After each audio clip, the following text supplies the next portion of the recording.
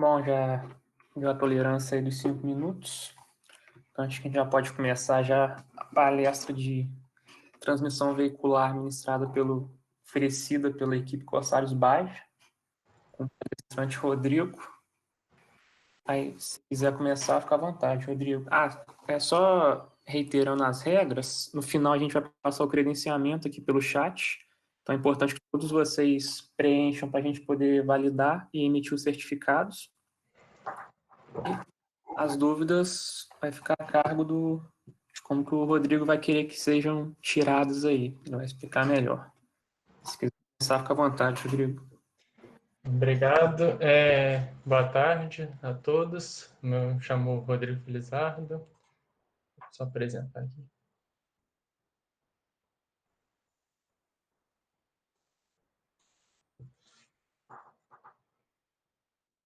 Apareceu aí?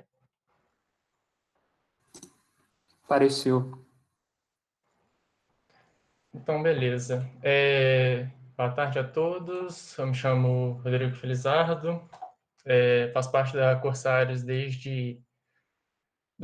efetivamente desde 2019. Entrei como trainee em 2018. Eu, desde sempre, fui do setor de powertrain. Mês passado, eu assumi a capitania da equipe.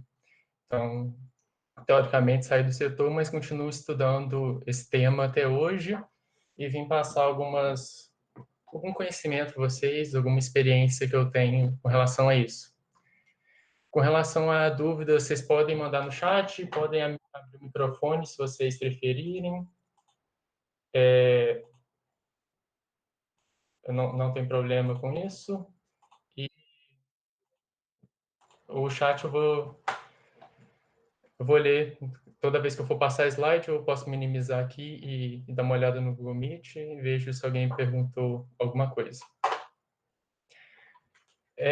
Vou começar primeiro falando sobre o que é powertrain. A apresentação vai ser voltada mais à parte de transmissão. Eu não vou entrar muito em motor, a fonte de potência, mas primeiro é bom apresentar o que é um powertrain.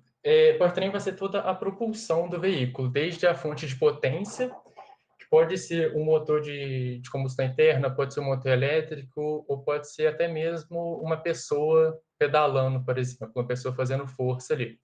Vai ser a fonte de torque e de potência. Aí, nessa imagem que eu trouxe, tem o exemplo de um esquemático de um carro comercial, de um carro de passeio, que normalmente depois de motor a combustão interna, que é o mais difundido, vai ter a chamada dry clutch em inglês, que é a embreagem. Eu vou explicar melhor, passar o que é cada um, mas basicamente a embreagem vai ser um elemento para poder sincronizar a rotação do motor com o resto da transmissão.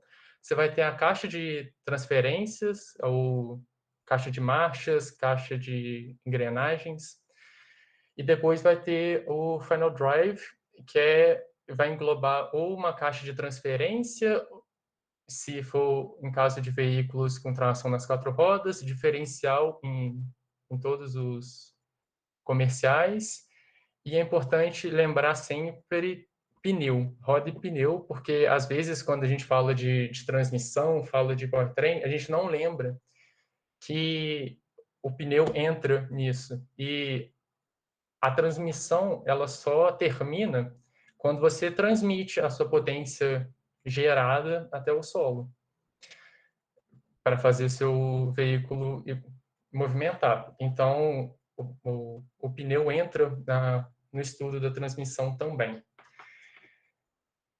Vou passar sobre todos os componentes mais comuns, os componentes encontrados em carros de passeio, e vou tentar explicar um pouquinho de cada um. Não vou entrar muito a fundo em nenhum deles, eu quero realmente só passar o conceito deles, para que serve, e para que quando eu passei muito por isso, que eu não, antes de entrar no bairro, eu não sabia nada de carro.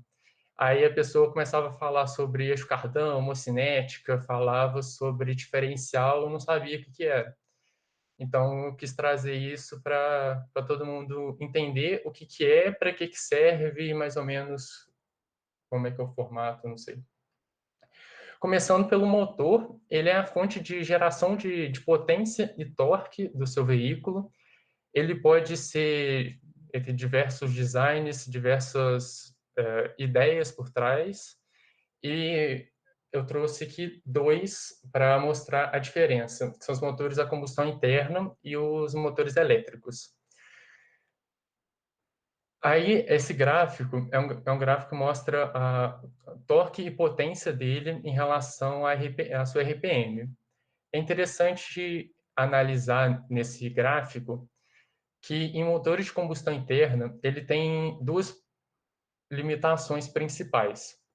Primeiro, ele não é capaz de gerar torque a partir do repouso, então, assim, o motor desligado, rotação zero, ele não é capaz de gerar torque, não é capaz de gerar potência, e ele só apresenta uma faixa de torque e uma faixa de potência ótima em uma determinada rotação, que é onde está no gráfico ali o pico das duas curvas.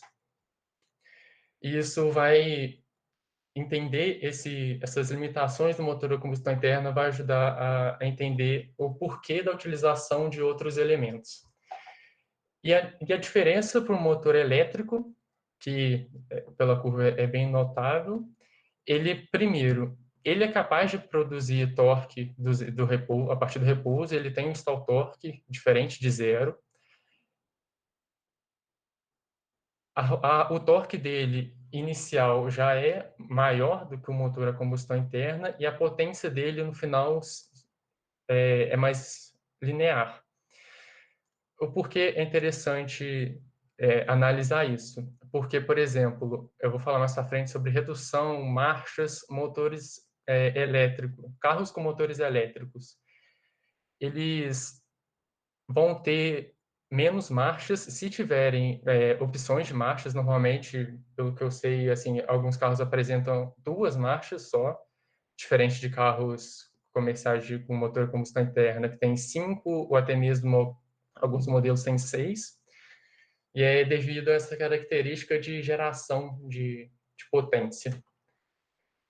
Passando aí para a embreagem é um elemento que vem depois do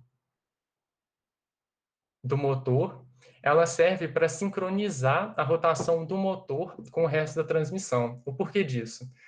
O motor, como eu disse, falando sobre motor a combustão interna, ele não pode produzir, não consegue funcionar em rotação muito baixa. Ele tem uma rotação mínima para ele poder se manter ligado. Então, para isso, é preciso um elemento que permita com que o motor ligue sem o resto da transmissão estar acoplada a ele, e depois faça esse acoplamento de forma suave. É para isso que serve a embreagem. Como pode ser visto aí nesse GIF, a pessoa aperta o pé no pedal, chega até o final, e os dois pratos se desacoplam. Então, aí você pode engatar alguma marcha e vai soltando a embreagem aos poucos. Esse soltar a embreagem aos poucos permite que a rotação do resto da transmissão comece a aumentar até se equiparar a do motor e eles comecem a rodar sincronizados.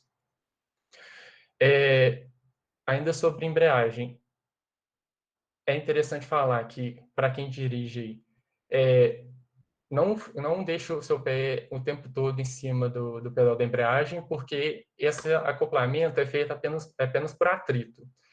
Esse sincronismo suave que eu falei agora, ele é feito por atrito dinâmico até chegar no atrito estático, que aí as duas partes da embreagem vão começar a rodar juntas. Então, se você tiver com a embreagem semi-pressionada o tempo todo, a embreagem só vai atuar com esse atrito dinâmico. O atrito dinâmico gera calor, então aí você perde muita vida útil da embreagem.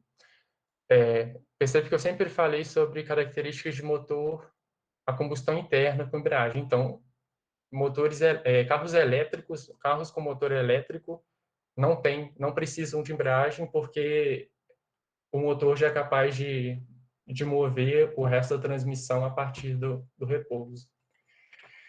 Em sequência da embreagem, a gente vai ter a caixa de marchas, que é um elemento que você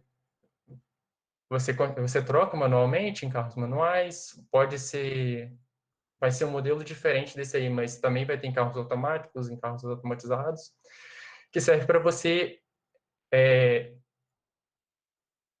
trabalhar sempre na faixa de potência ou de torque máximo do seu motor. Como eu disse antes, o motor, como você tem a limitação, uma segunda limitação dele, é só conseguir só trabalhar bem em uma determinada faixa. Essa caixa de marcha serve para você, variando a relação dela, que eu vou explicar mais para frente, manter sempre o motor nessa faixa ótima dele. Para isso que existem diversas relações, que são as diversas marchas do carro. Depois, a gente tem o diferencial. Para que serve o diferencial? Não está exatamente em sequência, tá, gente? Alguns carros vão ter mais elementos e tal, vai depender do modelo, do tipo, onde o motor está no carro, se o motor está na frente, se o motor está atrás, se o motor está no meio, qualquer funcionalidade, se o carro é 4x4, se o carro é 4x2, mas todos esses elementos aqui vão apresentar na maioria dos carros, pelo menos alguma coisa, algum elemento, algum componente similar a ele que desempenhe a mesma função. O diferencial vai servir para você diferenciar a rotação das duas rodas. O caso mais comum, mais fácil de se explicar isso é numa curva, como estou tentando desenhar aqui. Imagine essas duas retas aí que é o traçado desempenhado pelas duas rodas do carro, a esquerda e a direita, de um determinado eixo. Esse eixo é movido, então, se você tiver a mesma rotação nas duas rodas, esse eixo é motor, desculpa. Se você tiver a mesma rotação nas duas rodas, vai ocorrer uma instabilidade no veículo, porque a roda interna da curva desempenha um raio menor do que a roda externa.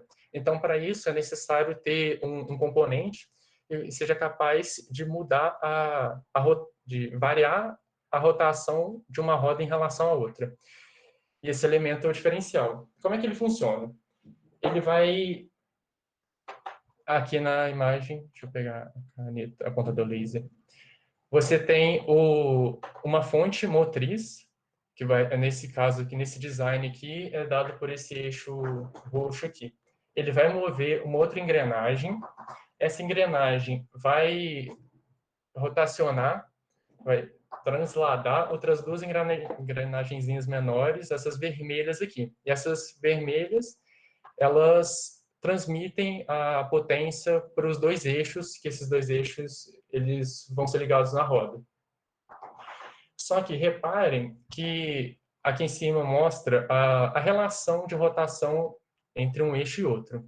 Quando essa rotação ela está diferente de 1 para 1, quando ela está 1 para 1, igual está agora, essas engrenagens elas estão paradas, elas estão só rodando e girando essas outras duas. Agora, quando essa relação muda, essa engrenagenzinha vermelha ela começa a girar em torno do próprio eixo. Esse movimento de rotação em torno do próprio eixo, combinado com o transladar dela, faz com que você consiga transmitir potência para os dois eixos, mas de maneira distinta. Um eixo consegue girar mais que o outro.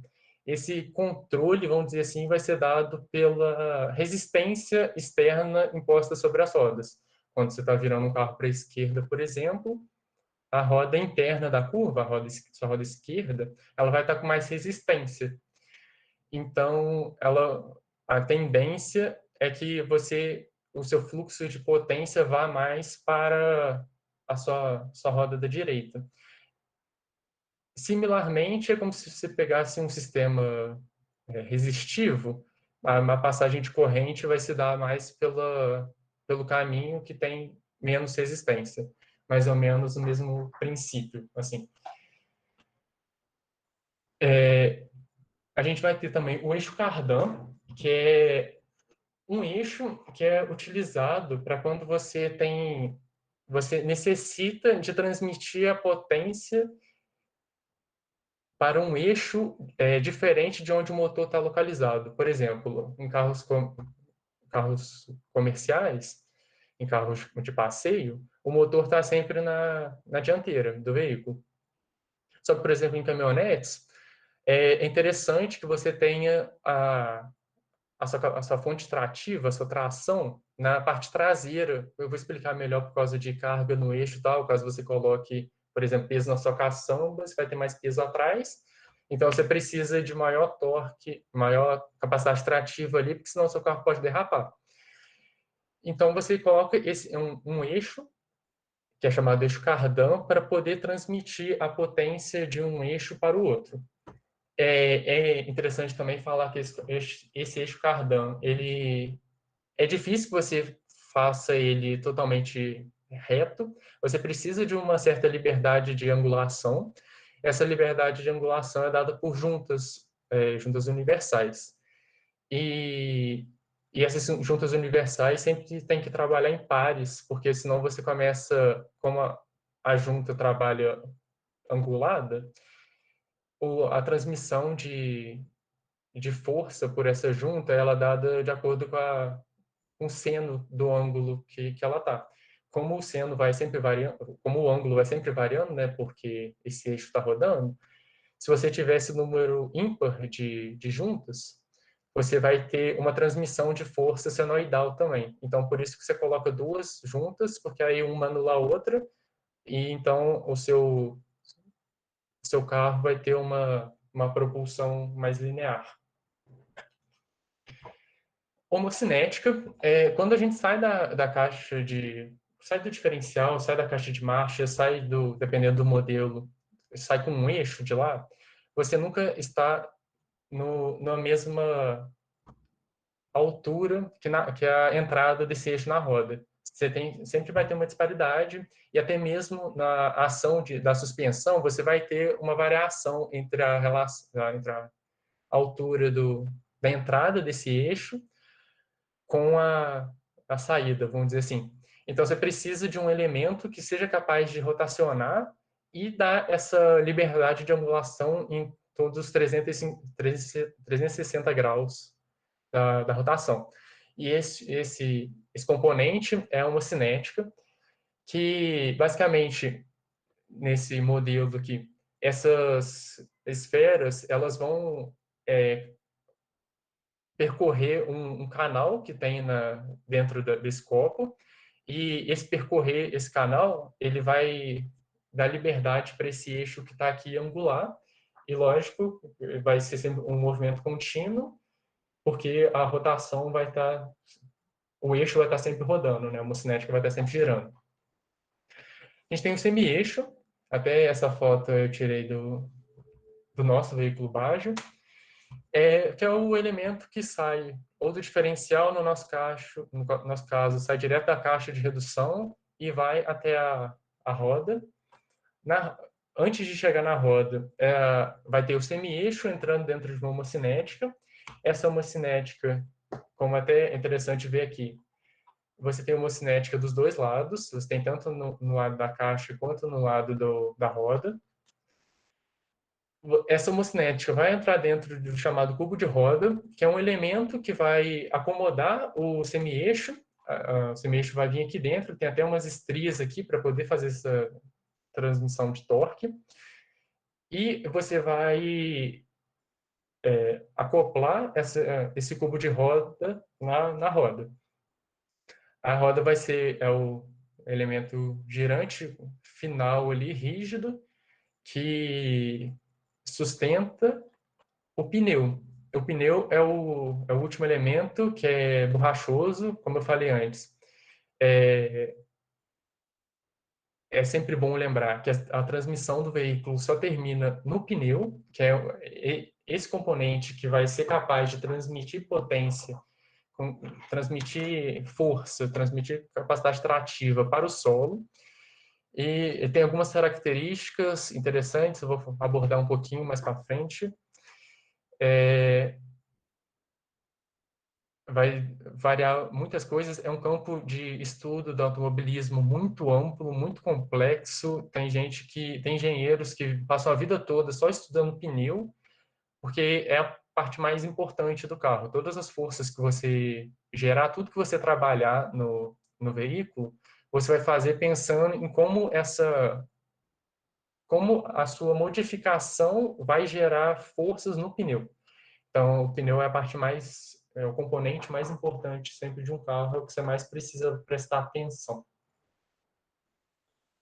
Até aqui, beleza? Alguma dúvida? Tranquilo?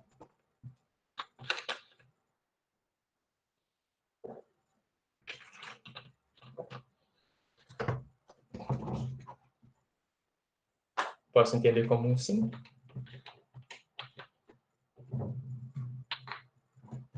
Beleza. Então, beleza.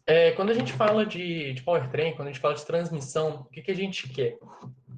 Primeiro, que o nosso veículo seja responsivo, que pisou no acelerador, o seu carro vai acelerar, seu carro vai responder a isso, que seja controlável. Com 10 minutos de viagem, você aperta seu acelerador de tal forma que ele mexa 10 graus, por exemplo. Em 4 horas de viagem, você vai realizar o mesmo movimento, na mesma velocidade, chegar nos mesmos 10 graus. O seu veículo tem que fazer a mesma coisa. Tudo que você fizer, ele tem que responder da maneira que você pensou que ele irá responder. Pisou no acelerador, ele vai para frente, tirou o pé do acelerador, ele vai diminuir um pouco essa aceleração dele, então você tem que controlar ele o mais possível, repetível, foi o que eu acabei de falar. Fez uma coisa com 10 minutos de viagem, ele vai responder de uma tal maneira, fez essa mesma coisa com 5, 6 horas de viagem, ele vai responder dessa mesma maneira, ele tem que ser repetível, estável, você está numa rodovia totalmente horizontal. Você está com o seu pé no acelerador numa determinada posição. Você manteve o seu pé nessa determinada posição, se não ocorrer nada externo que modifique as resistências do veículo, o seu veículo tem que manter na mesma velocidade. Ele tem que ser estável, ele não... Até mesmo dentro desse último tópico, ele tem que ser livre de arranques, ele tem que se manter constante o tempo todo se você não fizer nenhuma ação que modifique isso. Ele tem que ser linear. Caso você... É ideal que ele seja linear, o mais linear possível. Se você está acelerando o seu veículo com 20 km por hora, ele está acelerando X. Se você apertou o seu pedal a 80 km por hora, ele tem que, da mesma maneira que você apertou a 20 km por hora, ele tem que responder da mesma maneira. Ele tem que ser linear em toda a sua faixa. Isso, principalmente em motores a combustão interna, é muito difícil de acontecer, mas, assim, a gente tenta o máximo possível que isso aconteça o mais linear possível. E acho que uma palavra que talvez resuma tudo isso aqui é seu veículo ser confiável. Você pensou em tomar uma decisão, o seu veículo vai responder daquela maneira. Você tem que confiar no seu veículo e como engenheiro que está projetando um veículo, por exemplo, tem que colocar o mínimo de responsabilidade possível em cima do piloto, para que não, para poder evitar acidentes, por exemplo, eu não sei, o carro acelerou um pouco mais do que queria numa curva por causa de falta de controlabilidade ou porque ele deu um arranque sem intenção. Aí ocorreu um acidente. Pô, então foi talvez uma falha de projeto isso, porque o veículo não está sendo confiável, você não está conseguindo controlar ele muito bem. Agora, sobre transmissão. Para que serve transmissão. Você vai transmitir toda a sua potência do motor que você gerou, seja por qual forma você gerou essa potência, até o seu solo. E por que veículos de passeio têm marchas variadas? Por causa do que eu falei lá no começo de limitação do motor.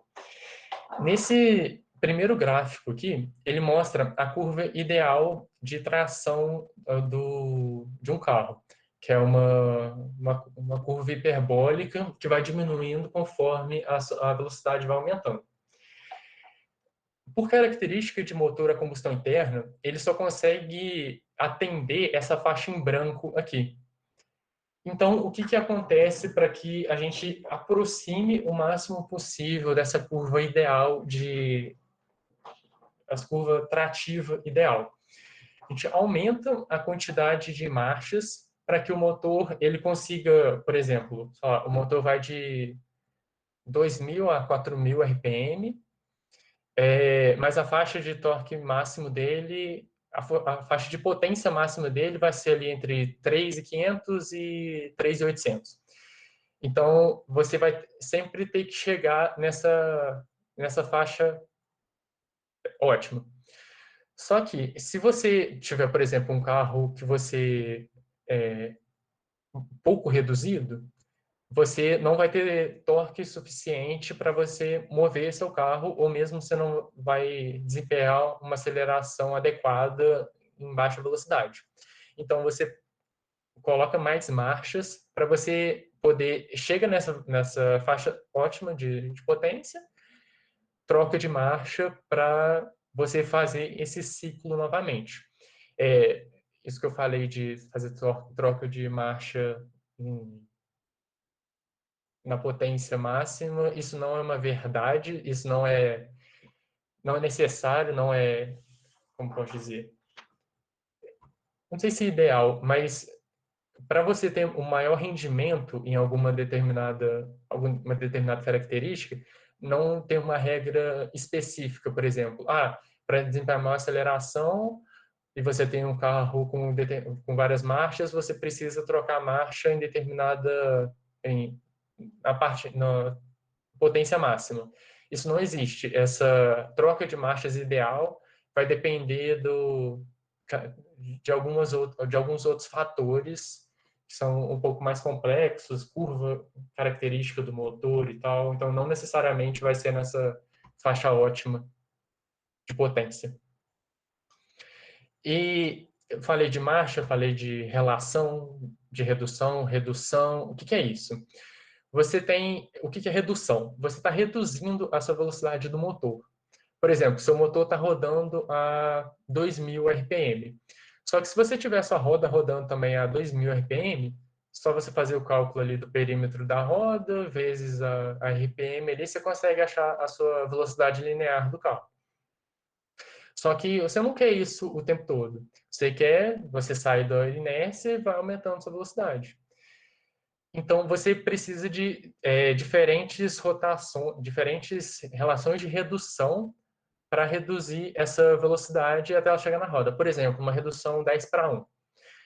Você tem o seu motor rodando a 2.000 RPM, a sua roda vai estar rodando a 200, porque para dar 10 rotações no motor vão ser equivalentes a uma rotação na roda. Isso, além de quando você reduz a velocidade, você multiplica na mesma proporção o seu torque.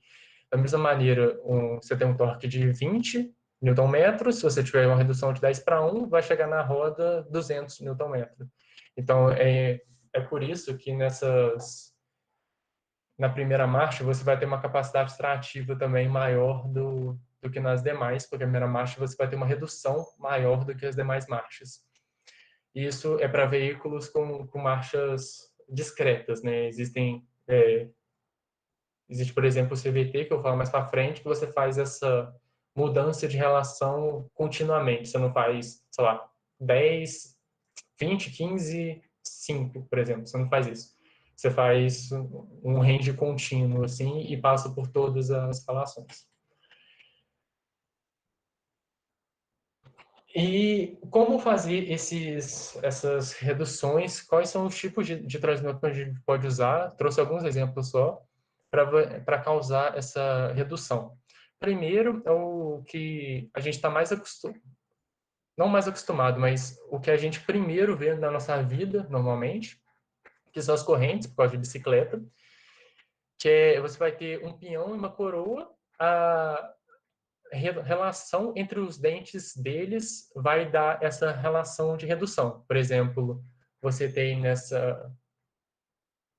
na engrenagem menor 10 dentes e na maior 30. Vamos supor que aqui está a fonte motriz vai estar aqui, o seu pedal tá nesse eixo aqui, está nessa engrenagem. Você, para girar uma vez, para girar totalmente uma vez essa segunda engrenagem, nesse exemplo que eu dei, você vai precisar girar 3 vezes isso aqui. Então, por isso que você consegue variar a marcha da bicicleta e, às vezes, fica com a impressão de que a bicicleta é mais leve. Mas não é que a bicicleta é mais leve. A força que você está desempenhando no pedal está chegando na roda multiplicada. E da mesma maneira, se você tiver nas primeiras marchas da bicicleta, se você começar a aumentar a velocidade, você vai pedalar e não vai ter resposta, porque a rotação da roda já está maior do que o que você está conseguindo girar do pedal. Aí você tem que abaixar um pouquinho a marcha para poder aumentar de velocidade. Engrenagem cilíndrica, a redução de engrenagem cilíndrica funciona de maneira similar a da corrente, só que as duas engrenagens elas vão encostar uma na outra. A relação entre os dentes, a quantidade de dentes de uma com a outra também vai dar essa redução. Eu trouxe aí uma foto de um projeto que acabou nem indo para frente, que a gente fez no começo da pandemia e acabou que a gente resolveu parar com esse projeto e desenvolver um outro. Mas é uma caixa de redução para o Baja. Por que eu trouxe ela? Para mostrar que engrenagens cilíndricas, para que você tenha uma transmissão de movimento na mesma rotação, a transmissão de rotação no mesmo sentido, você precisa ter números pares de engrenamentos. Por que disso? Você está girando, vamos supor que esse eixo, aqui vai entrar a potência por esse eixo está rodando em sentido anti-horário. Essa opinião aqui também vai girar em sentido anti-horário, só que esse movimento em sentido anti-horário vai fazer com que essa engrenagem acoplada nele, engrenada com esse pinhão, rode em sentido horário. Então, se você tiver número ímpar de engrenamentos, o seu carro vai dar marcha ré. Então, se você quiser que o seu carro vá para frente, você tem que colocar número par de engrenamentos. Se você quiser que seu carro ande em marcha ré, vá para trás, você coloca o número ímpar de engrenamentos, para caso de engrenagens cilíndricas. Engrenagem cônica, se você quiser mudar o plano de sentido de rotação, por exemplo, você está rodando aqui, mas agora quer fazer com que gire aqui. Vou apagar isso aqui.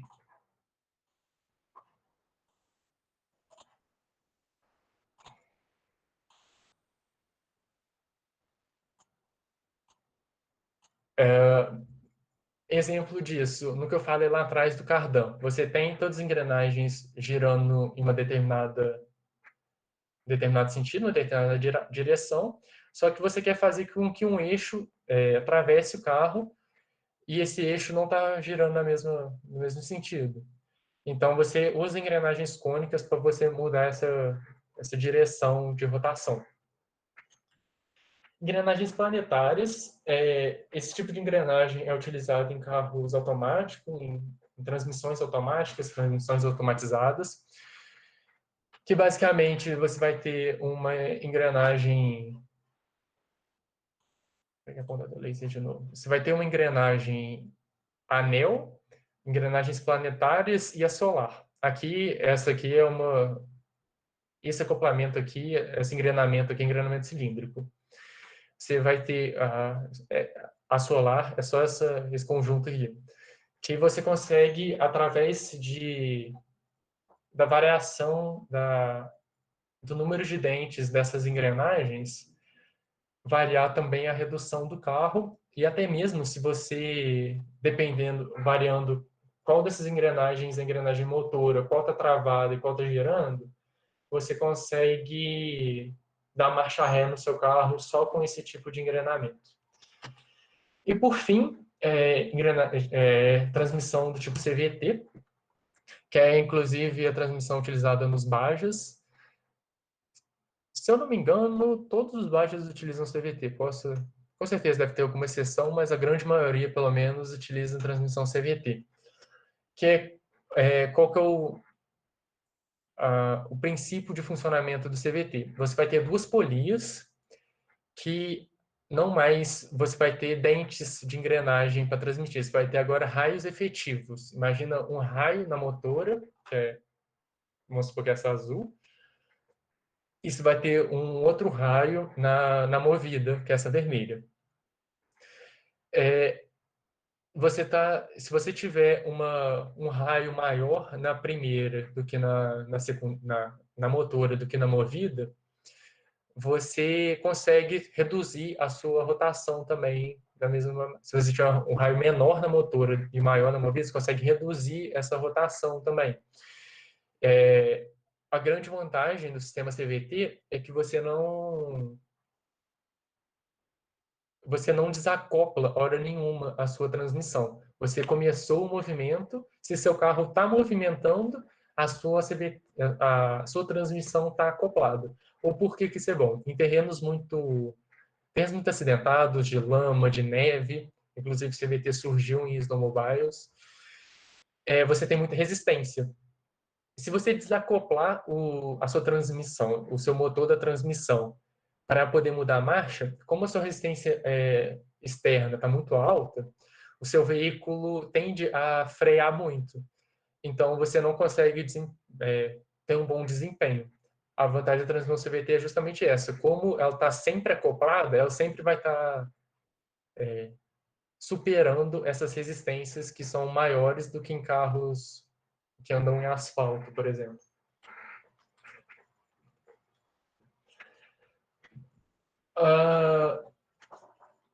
Aqui,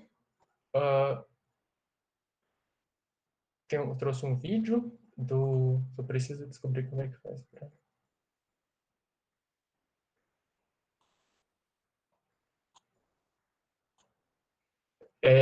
Esse vídeo eu peguei no próprio... Eu não sei como é que faz para dar play no vídeo.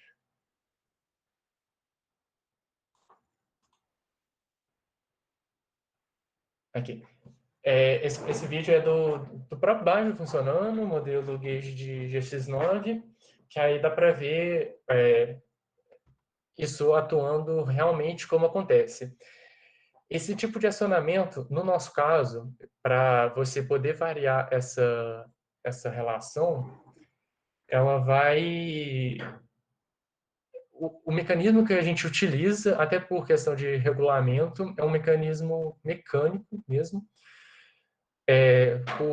por ação de pesos, você vai ter uma força, uma rotação, você vai ter uma força centrífuga, que, pela ação de alguns componentes, vai ser transmitida para esse movimento por esse eixo.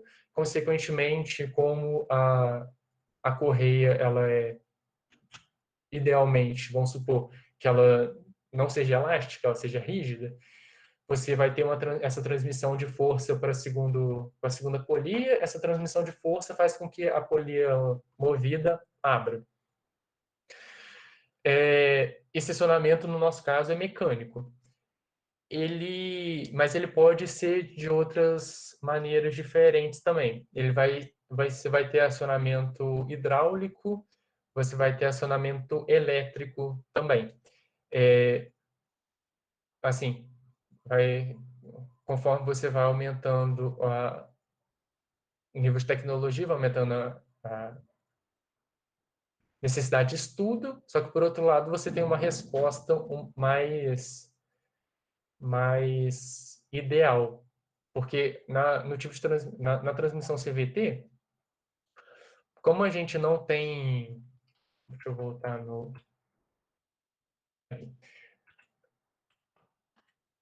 Como a gente não tem essas marchas variadas, a curva não vai seguir a ideal, ela pode se aproximar um pouco mais da ideal do que em marchas variadas. CVT vai ter muita limitação com relação à transmissão de potência, tanto que ela não é difundida em carros de passeio, em carros competitivos, só apenas para veículos menores, ou snowmobiles, ou veículos Baja, porque para carros maiores ela vai ter uma dificuldade de transmissão de potência ali.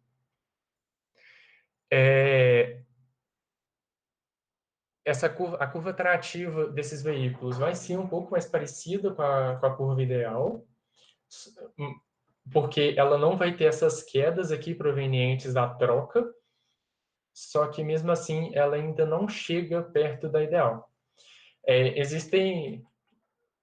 Existe bibliografia sobre como fazer ajuste de CVT. Eu passei, né?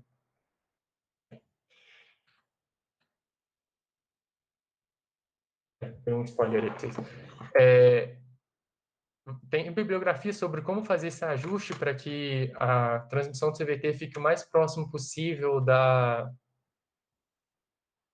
curva ideal trativa, mas assim, é muito difícil que fique ideal até mesmo em mecanismos mecânicos a única coisa que a gente consegue fazer é controlar, tipo, pesos e molas. Então, como qualquer sistema dinâmico, é muito complicado se fazer modelagens e principalmente atuar em cima é difícil fazer modelagens perfeitas para você poder atuar em cima e fazer com que esse tipo de transmissão desempenhe o comportamento que você deseja. Certo? Alguma dúvida? Deixa eu ver. Certo.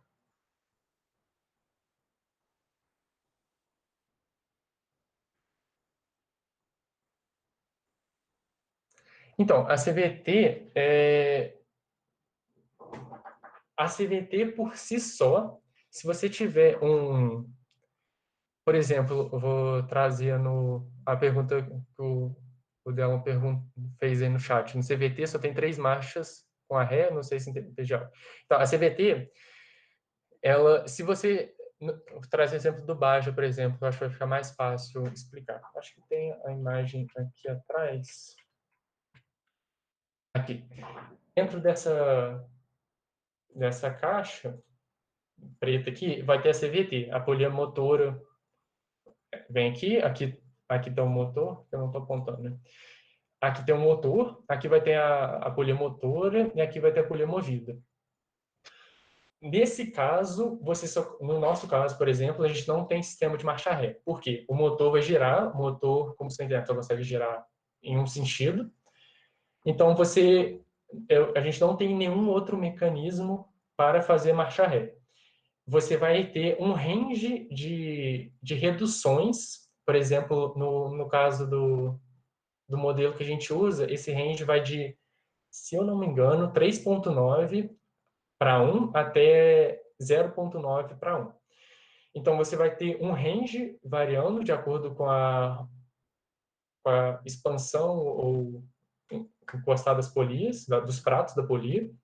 Você vai ter essa variação do range, mas você não consegue fazer marcha ré. Você poderia, por exemplo, no nosso caso, colocar um mecanismo dentro da caixa de redução, que é essa parte prata aqui, que você tem um engranamento ímpar, né? Número ímpar de engranamentos, que você conseguiria fazer a marcha ré ali. Mas a CVT por si só vai dar um range de reduções. Esse range, a gente fala que são transmissões infinitas, relações infinitas de transmissão, mas relações infinitas dentro de um determinado range, mas somente em um sentido.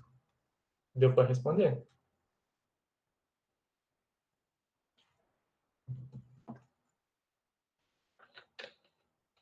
Sim. Show de bola. Então, gente, a parte que eu tinha preparado sobre elementos de transmissão termina agora. Agora a gente entra em uma parte de dinâmica longitudinal, que também é proposta da apresentação falar. Só que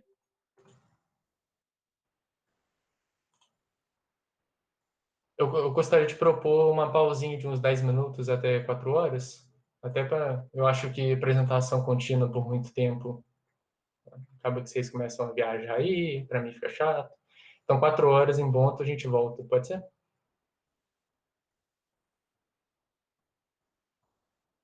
Então, 4 horas. Só respondendo a... Já foi respondida, mas só ler aqui e falar. Pergunta do Sérgio. Pelo que eu entendi, CVT não tem marcha ré, mas dentro desse intervalo tem marchas infinitas. Exatamente isso. Você vai ter um determinado intervalo, e dentro desse intervalo você vai passar por todas as marchas desse espelho, desde da sua mais reduzida, que é o low ratio, até o high ratio, que é a sua marcha menos reduzida. Se alguém tiver mais alguma dúvida, pode ficar à vontade, tá, gente? O que eu souber responder, eu respondo aqui. Agora eu vou entrar um pouquinho em adesão, em dinâmica longitudinal. Eu vou falar sobre dinâmica longitudinal, vou começar falando um pouco sobre pneu. Primeiro conceito que é bom saber é sobre adesão e escorregamento. Como eu já disse algumas vezes na apresentação, a sua transmissão ela só termina, vamos dizer assim, quando você consegue transmitir força para o solo. Você consegue transmitir por atrito força ao solo para o seu carro conseguir mover para frente. Essa transmissão, para que essa transmissão ocorra, o seu pneu tem que estar aderido ao solo. Essa adesão, ela, conforme você tem um somatório de forças atuando ali, pode acontecer de somatório de forças ultrapassar o limite do pneu e o pneu derrapar. Nessa imagem que eu trouxe, ela mostra para dois casos diferentes o Kane Circle, que é como se fosse o limite de força que o pneu consegue transmitir para o solo. O que é interessante tirar desse conceito, é que o pneu, ele não... Dependendo da geometria, isso não vai ser um círculo exato, porque tem pneus que vão ter maior capacidade de transmitir força lateral e tal, mas como conceito, você não pode analisar a força as forças atuando no pneu isoladas. Você tem que analisar por questão de limite do pneu essas forças somadas. Você tem que ter uma força resultante ali, que vai ser o resultado da sua força longitudinal, seja acelerando, seja freando o veículo, como o resultado da sua força lateral. Por exemplo, o seu carro entrou numa curva, você tem o seu pneu ali com uma força lateral para segurar o seu veículo para dentro da curva e ele não derrapar, não fazer uma trajetória tangente ali à curva que não é o desejado. Só que é interessante mostrar que para veículos 4x4, você tem uma maior liberdade, uma maior capacidade de transmissão de força lateral. Por que disso? Você está gerando você tem uma determinada capacidade trativa. Por exemplo, tem capacidade trativa X.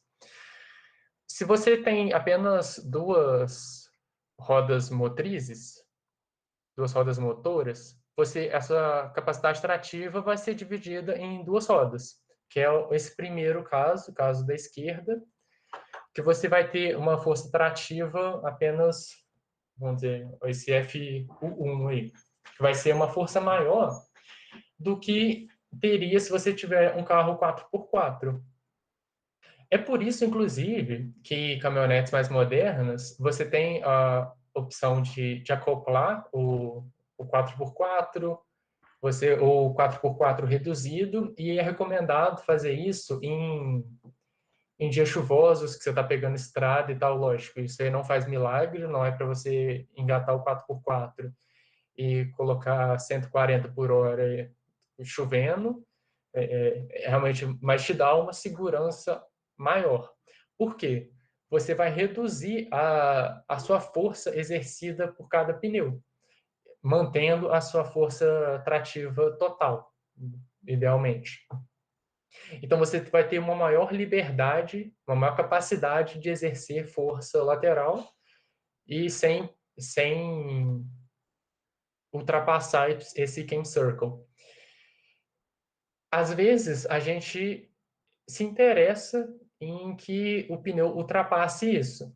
Exemplo, Baja, que a maioria dos Bajas buscam um comportamento que a gente chama de oversteer, que é o carro entrou numa curva, a frente vai se manter na trajetória, vai se manter fixa no chão, não se manter na trajetória, mas vai se manter fixa no chão, mas a traseira derrapa. Isso é interessante para você diminuir raio de curva.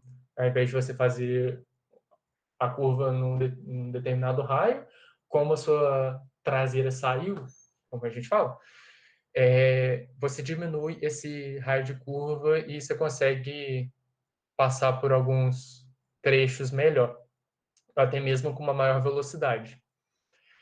Então, esse é um dos impactos, por exemplo, que vão acontecer quando a gente implementar o 4x4 nos bairros. Contextualizando para quem não entende, no nosso projeto, a gente não tinha limitação antes de tipo de tração.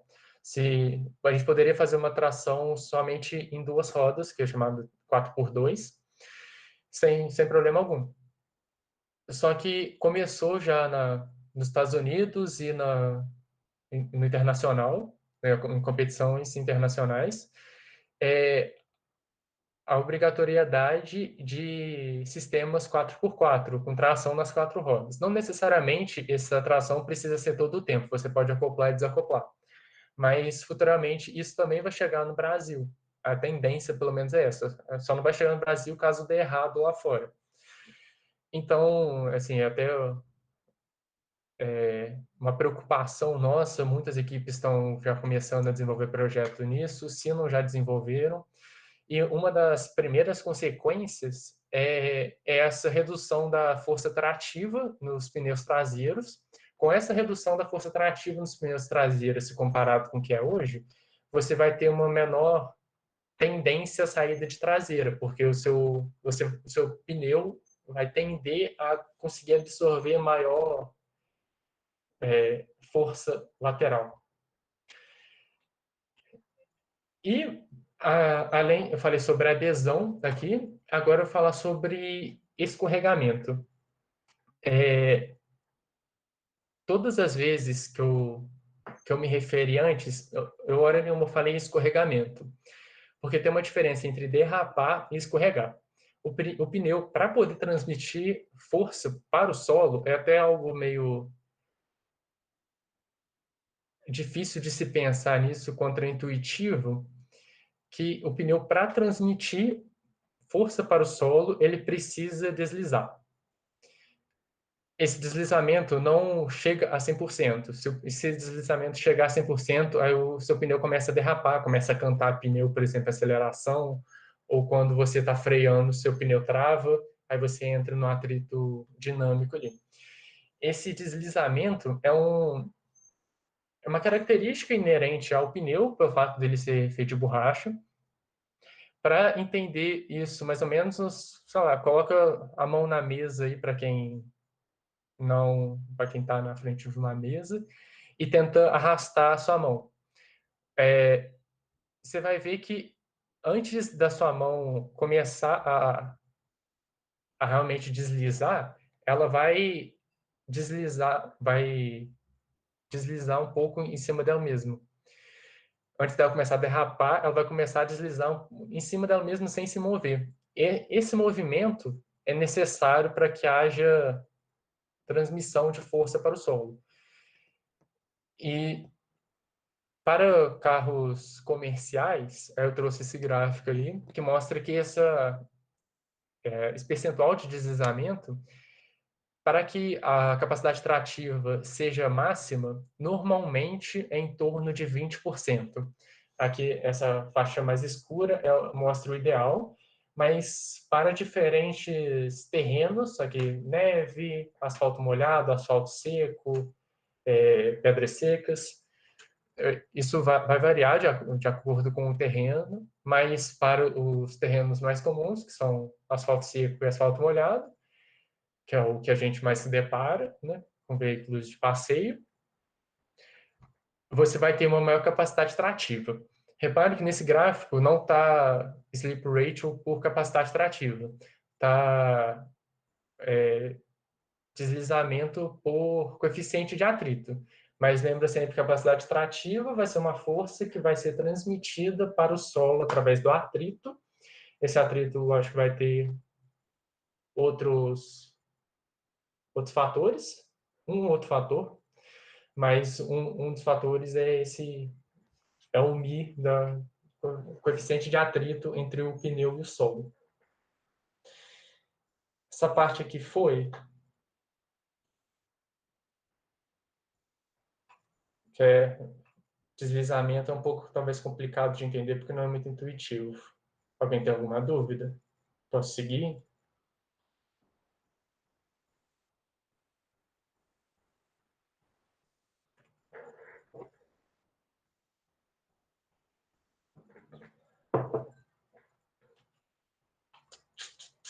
Beleza, então. E agora entrando em capacidade trativa.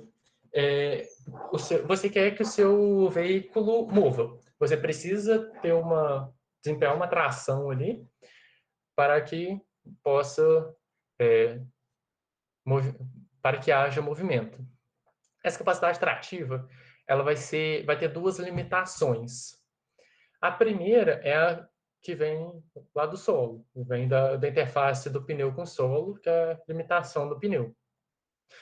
Força vai ser dependente a força de atrito vai ser dependente da força normal do veículo, do pneu com o solo e do coeficiente de atrito, né?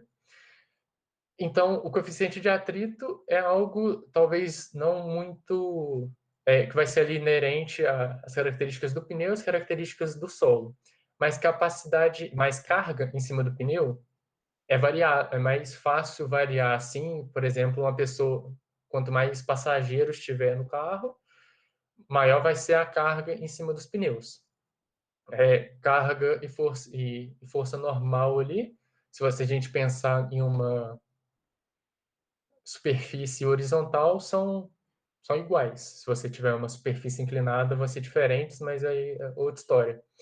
Então, você variando essa carga em cima do pneu, você tem diferentes capacidades trativas, como mostrado aqui nesse gráfico, que esse FZ é a carga em cima do pneu, que aí varia cada uma dessas curvas varia entre 3.500, de 3.500 até 1.000, de 500 em 500.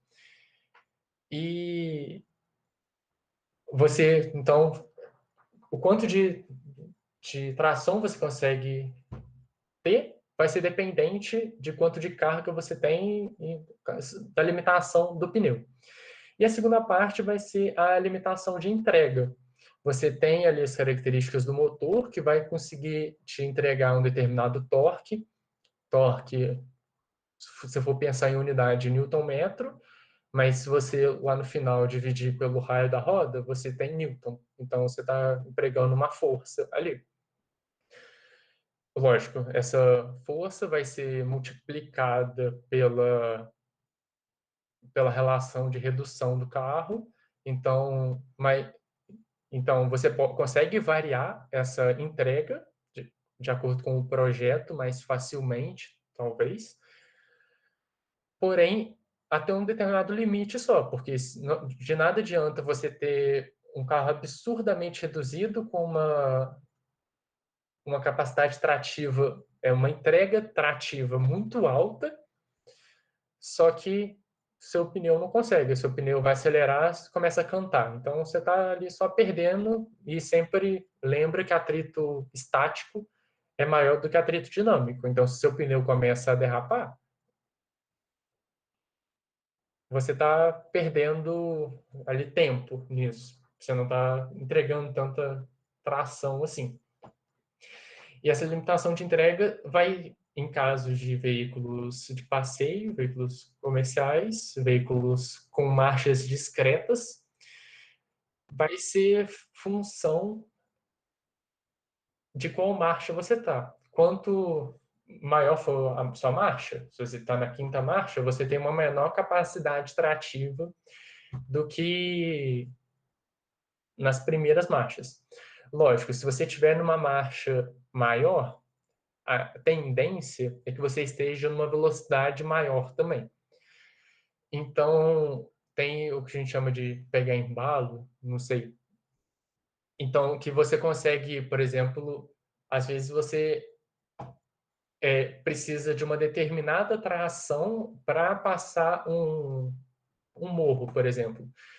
Mas não necessariamente você precisa, nesse gráfico, estar com essa tração, porque como você já vem com uma determinada velocidade, pode ser que você, durante a transposição desse obstáculo, desse morro, por exemplo, você reduza a velocidade, porque ali, se você comparar o quanto de resistência você tem com o quanto você está entregando, você tá com déficit ali, né?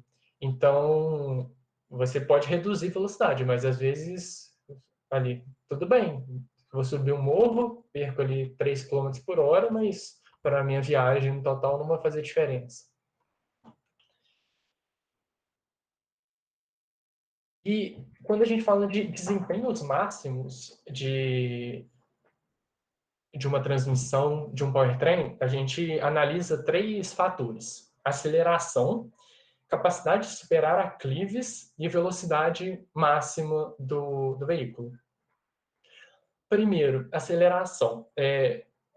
Lembrando daquela formulinha básica, força igual a massa vezes aceleração. Então, a aceleração vai ser igual a força sobre a massa. A sua aceleração máxima vai ser sua força em excesso. Não sei se é essa a tradução exata para português, mas o quanto de bônus que você tem, vamos dizer assim, entre o quanto você está entregando de força e quanto as suas resistências estão te puxando para trás, com relação à sua massa do veículo, esse MF, e esse lambda N é um fator que ele é determinado pela quantidade de massa rotativa que você tem no veículo. Se eu não me engano, eu vou falar mais disso nessa frente, assim, resistências, mas existem 2 tipos diferentes de massa no veículo. Vão ter as massas translacionais e as massas rotativas. Toda massa rotativa você também está transladando, mas as que você translada não necessariamente você está rotacionando. Por exemplo, sei lá, as rodas.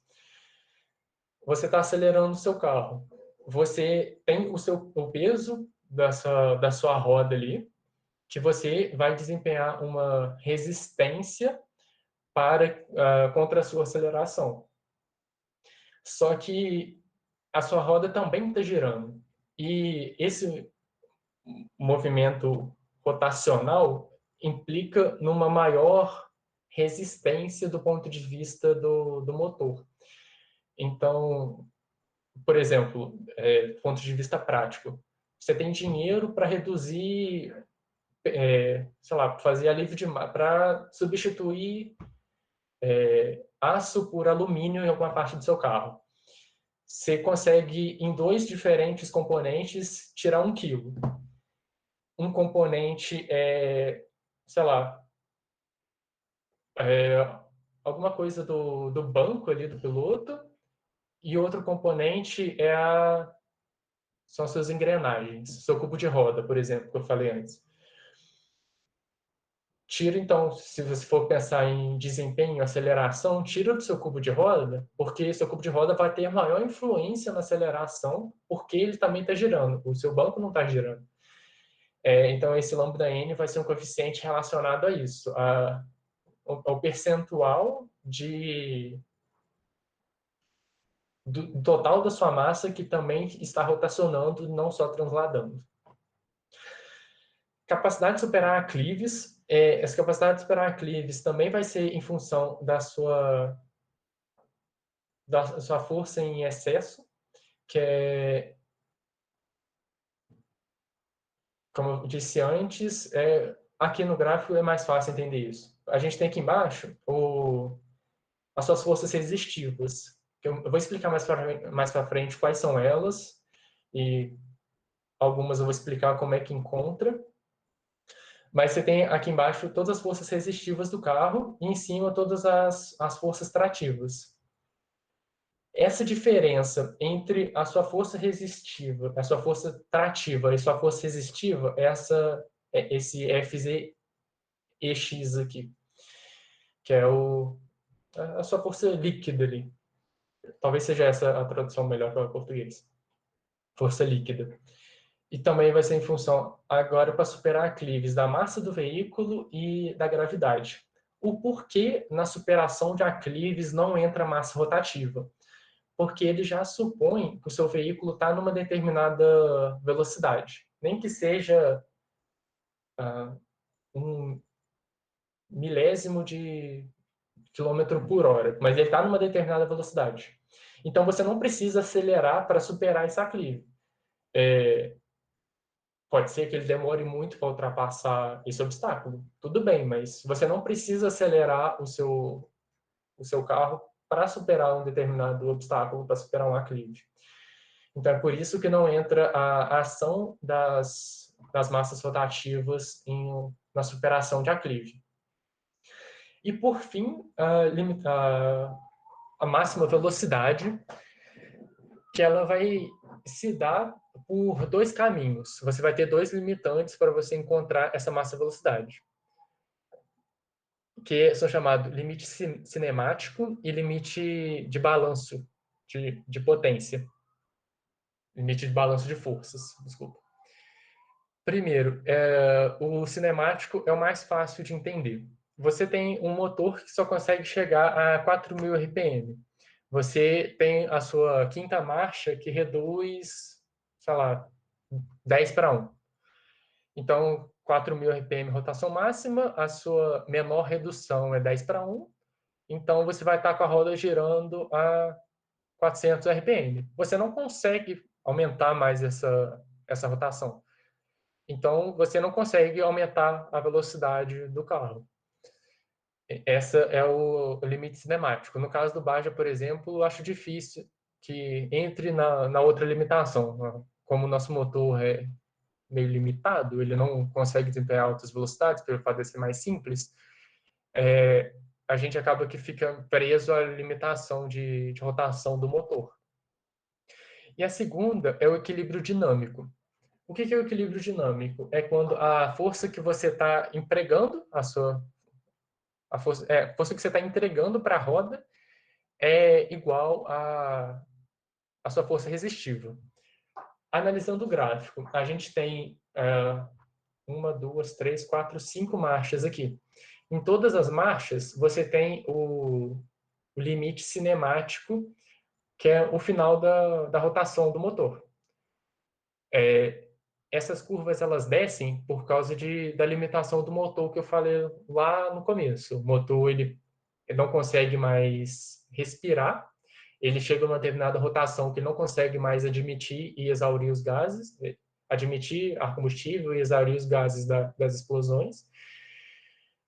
Então, você começa a perder potência ali e você começa a diminuir a sua capacidade trativa. Em todas as 4 primeiras marchas, nesse exemplo aqui, o carro alcançou o limite cinemático, que é o motor não está conseguindo mais aumentar de rotação, não está aumentando mais a velocidade do carro, através do motor. Porém, na quinta marcha, quanto maior a sua velocidade, maior a sua resistência aerodinâmica, mais o ar ali está te freando. Então, você consegue igualar essas duas. Então, nesse caso aqui, a gente vai ter o equilíbrio dinâmico somente na quinta marcha aqui, que é nesse ponto. Aqui na quarta marcha chega bem próximo, mas ainda não alcança o equilíbrio dinâmico. E esse equilíbrio dinâmico ele é muito instável também. Você não vai se manter nessa velocidade por muito tempo, a sua tendência é abaixar depois por diversos fatores, né? Seja aumento da velocidade relativa do ar, enfim. Diversos fatores, esse ponto de equilíbrio dinâmico aqui, de balanço dinâmico, ele não é estável, seu veículo não vai se manter nessa velocidade por muito tempo. Alguma dúvida?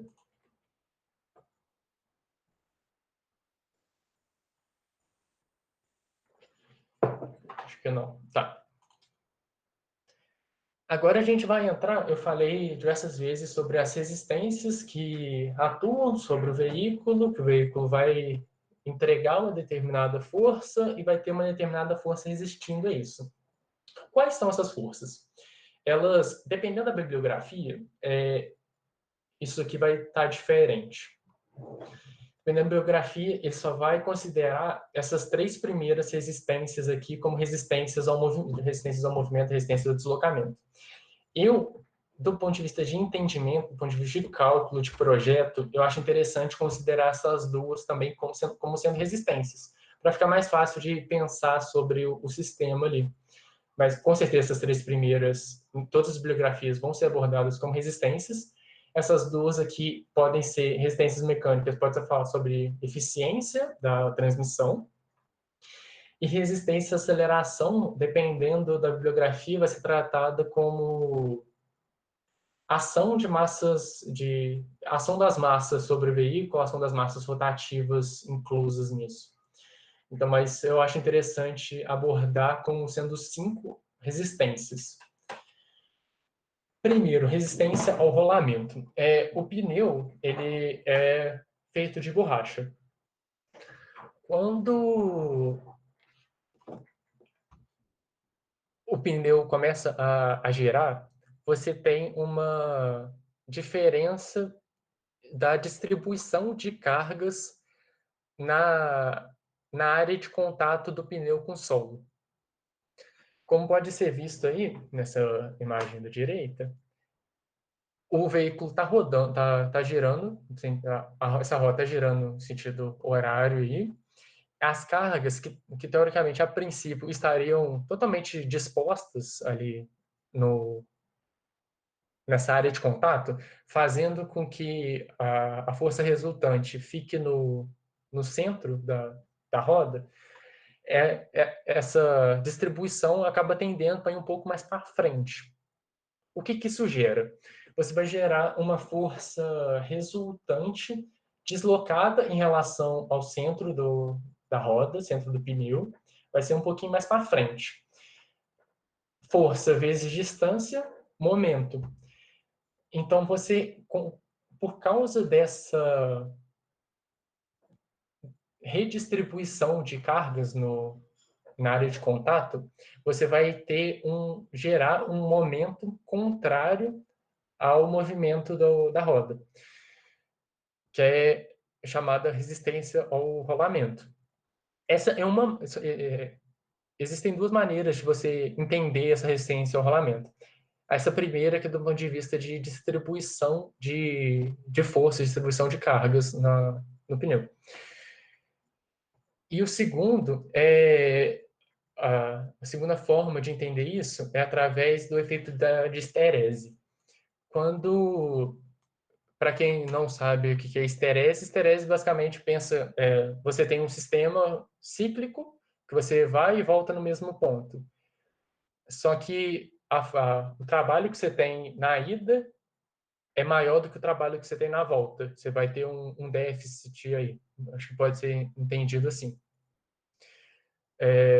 Então, quando o pneu está girando, ele entra em contato com o solo, a tendência é que aqui na frente ele se comprima mais. Né? Ele está aqui como se fosse totalmente inflado, nessa parte de cima. Entrou no contato com o solo, ele vai comprimir. Então, ele vai, pense no pneu como se fosse uma mola, ele vai armazenar certa energia ali. Conforme ele gira, esse mesmo ponto que comprimiu aqui, ele vai expandir na saída aqui desse contato. Só que a força que ele gera na saída em relação à força que ele consome na entrada é menor. Então, efeito de esterese. A força que você está tendo armazenando ali no começo, a energia que você está armazenando no começo é diferente da energia que você libera na saída. Isso causa, inclusive, o aquecimento do pneu. Para quem assiste Fórmula 1, ou pelo menos, talvez não goste tanto, mas já viu o começo de corrida, os pneus estão como se fossem embalados, né, para manter a temperatura, porque a temperatura influencia em diversas características do pneu, então você tem uma temperatura ótima.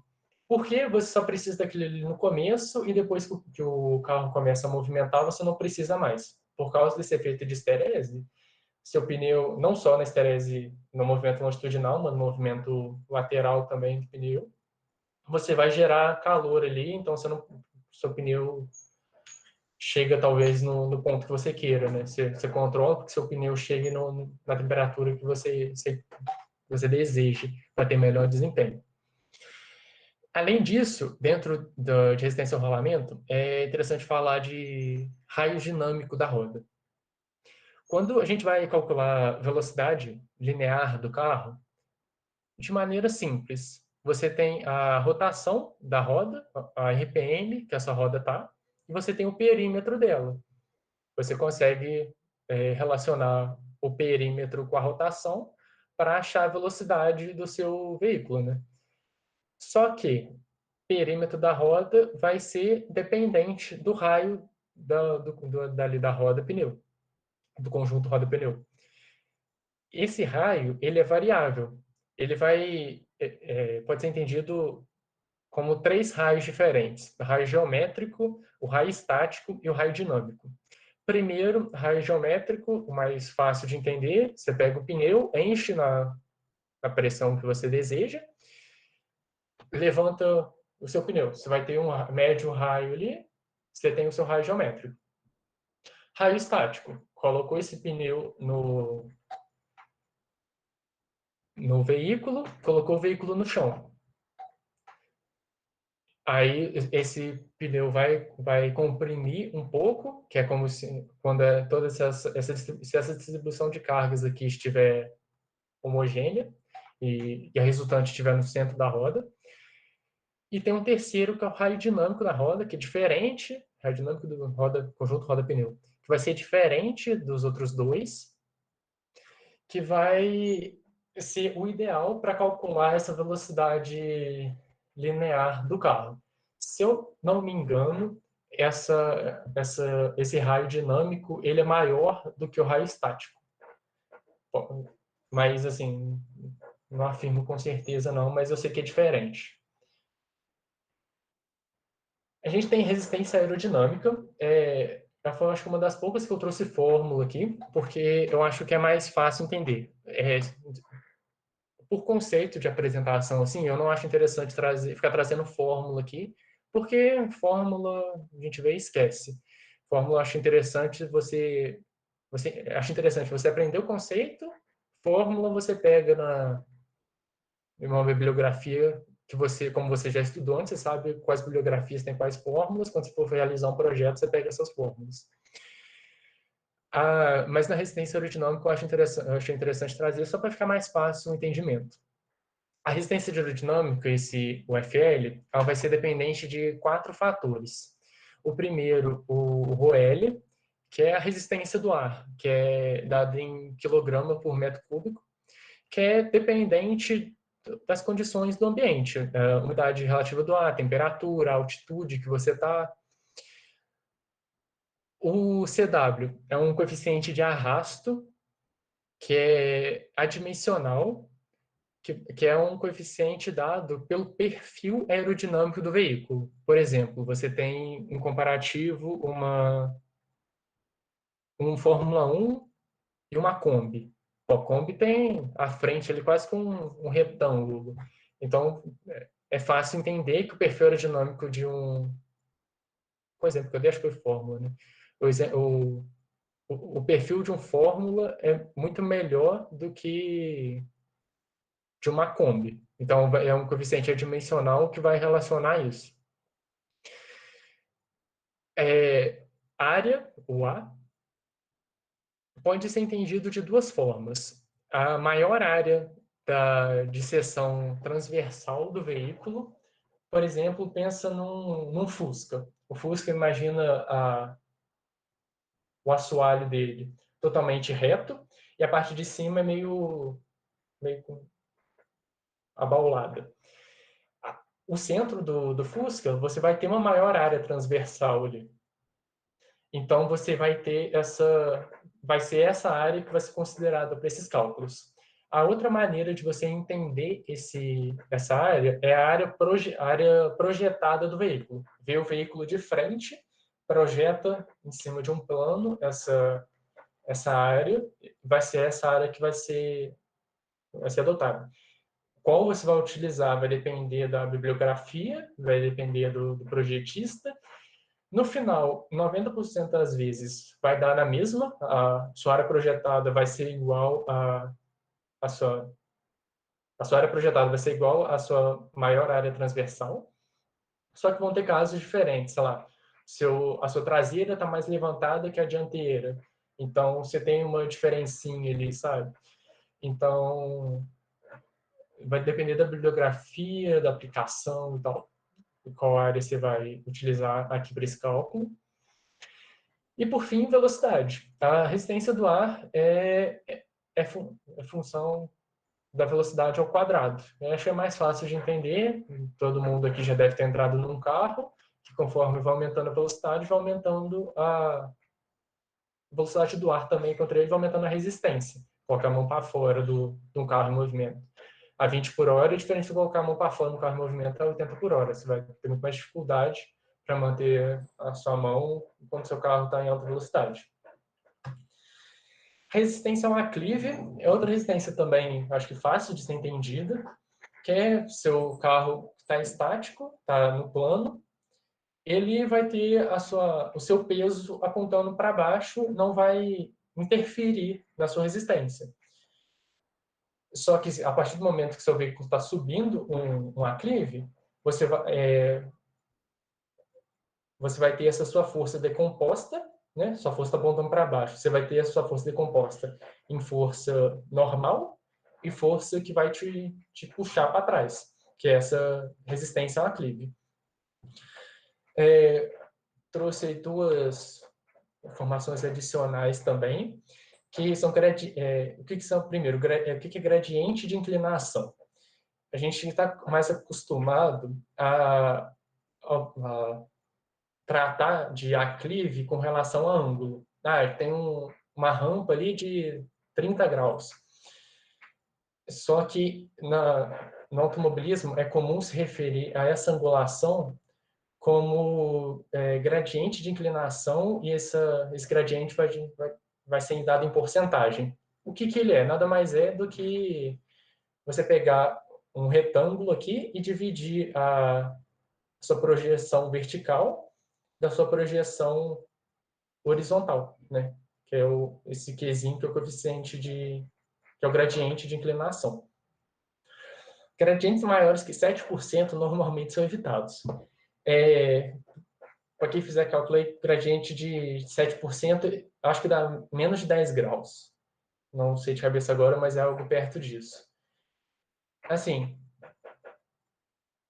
a gente sabe que eu peguei essa informação de um livro, eu não sei se o livro é alemão ou se o livro é americano, mas eu acho que é um dos dois. Eu li o livro em inglês.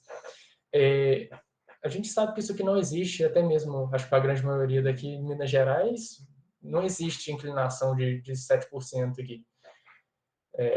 7% a gente acha que é plano. No morro da minha casa aqui, por exemplo, tem um gradiente de inclinação muito maior. Esse gradiente, normalmente, ele é maior que isso, é evitado apenas em construção de rodovias, que você consegue, como são obras maiores, evitar isso, para que o veículo não precise trocar muitas marchas. Mas gostei de trazer essa curiosidade para essa informação, não curiosidade, essa informação extra, sobre que também existe engenharia na construção de ruas, assim, pensando no desempenho do veículo sobre elas. E também, em casos em que o gradiente de inclinação é pequeno, a gente pode considerar que seno desse ângulo aqui vai ser igual a tangente. Que aí, no caso, tangente seria igual esse gradiente, né? O cateto oposto aqui sobre o adjacente. Assim, para efeito de... Eu já cheguei a errar isso uma vez, que eu considerei tangente nos cálculos, mas depois eu fui me atentar que eu estava usando tangente, mas com gradiente de inclinação de 80% para fazer os cálculos. Então, tipo, não existia, deu uma discrepância absurda no final. Aí depois que eu cheguei no resultado, olhei, pô, realmente eu errei nessa parte aqui. Então, assim, para evitar erros, se for fazer algum cálculo, é interessante usar seno, sim, mas para alguns casos mais específicos, é possível usar a tangente desse ângulo. Resistência e aceleração, se essas duas, eu disse que, dependendo da bibliografia, não são tratadas como resistência. Primeiro, resistência à aceleração.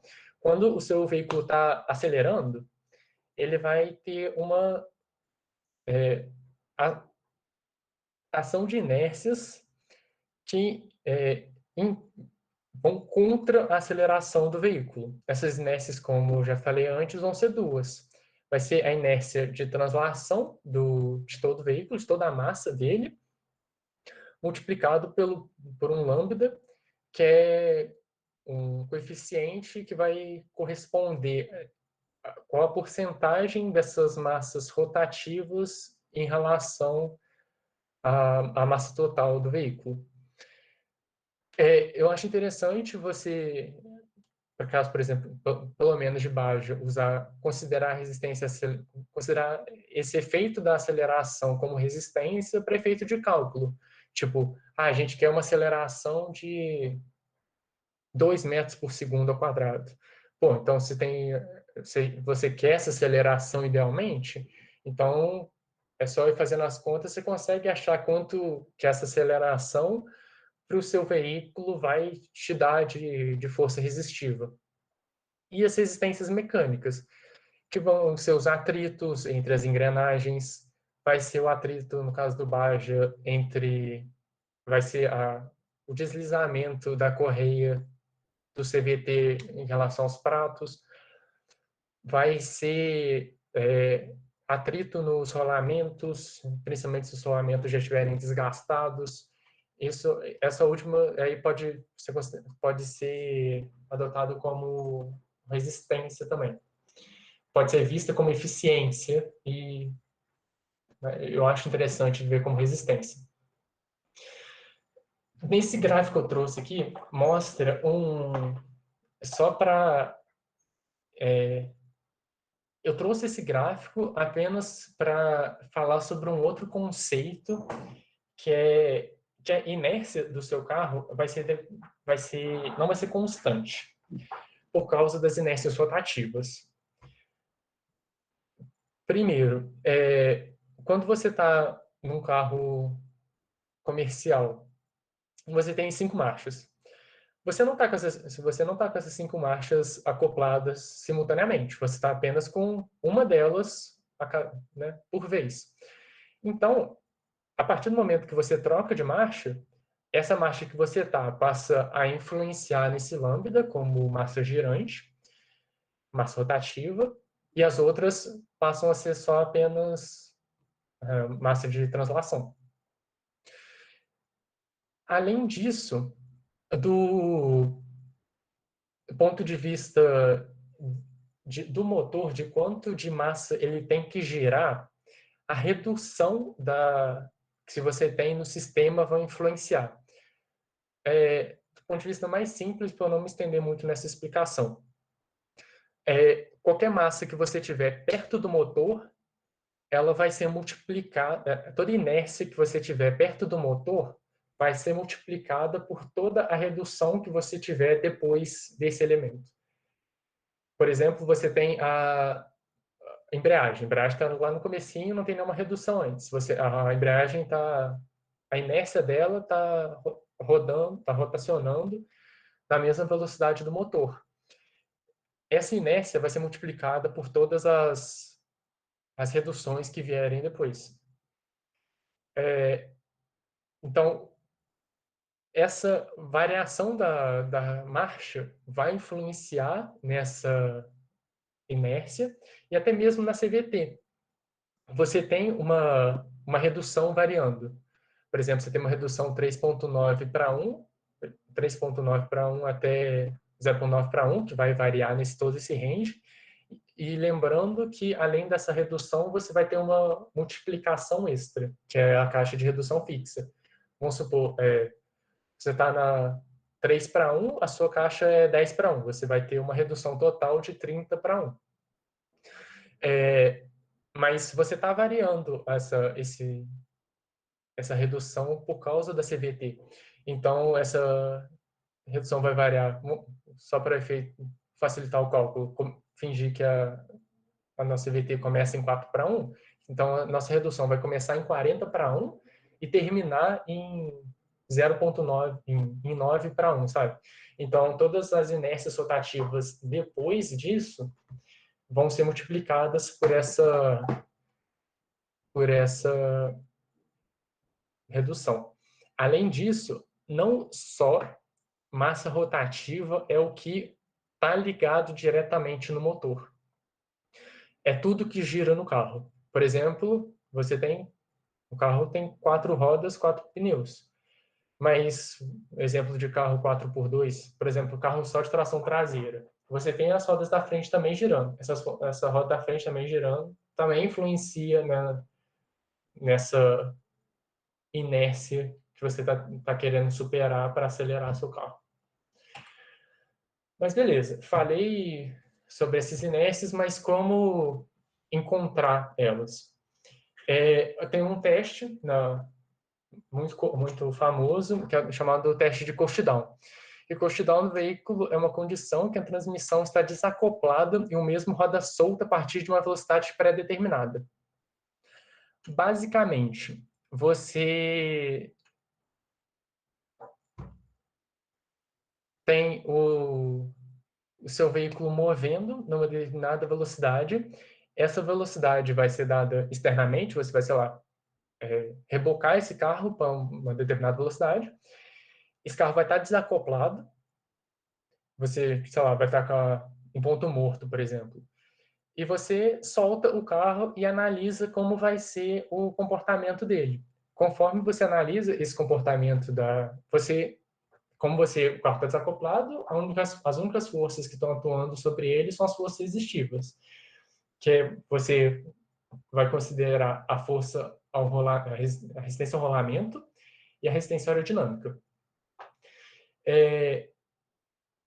Essa resistência ao rolamento, ela vai ser variável com a velocidade do carro. Sim, vai ser variável, mas você pode considerar ela como sendo constante, para ficar mais fácil. Então, você coloca o seu carro, por exemplo, a 10 por hora e solta ele. Pô, 10 por hora, você não tem uma resistência aerodinâmica ainda. A resistência aerodinâmica só passa a ser realmente... só começa a influenciar no carro a partir, se eu não me engano, acho que de 60 ou 80 por hora, dependendo da bibliografia. Então, você pode considerar para baixa velocidade apenas essa resistência ao rolamento, que você considera como sendo constante. Aí você faz esse mesmo procedimento para alta velocidade, que você coloca o carro numa velocidade acima da velocidade máxima do veículo, inclusive. Isso tudo que eu estou falando é só o conceito por trás da, do teste de cooldown, como você faz para encontrar essa resistência aerodinâmica e essa resistência ao rolamento. Mas tem toda tem uma norma que você tem que seguir para poder validar esse teste para veículos de passeio, veículos comerciais. Aí, como você fez isso, agora está fazendo isso para velocidade alta, como você já tem a resistência ao rolamento, toda a sua curva vai ser apenas, você consegue subtrair dessa sua curva a sua resistência ao rolamento, vai sobrar apenas a sua resistência aerodinâmica, que você consegue pegar as variáveis ali, os coeficientes, a partir da subtração dos gráficos.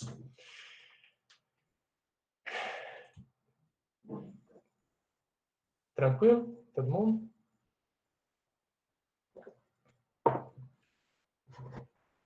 Alguma dúvida? Se eu estiver indo rápido.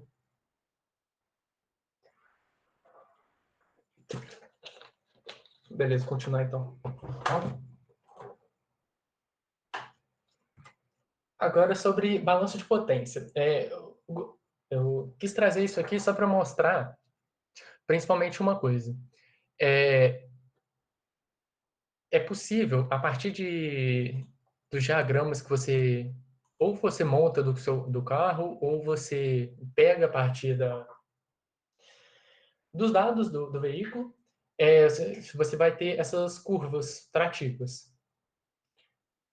Essa curva trativa, lógico, vai ser dependente da velocidade e vai variar de acordo com qual marcha você está.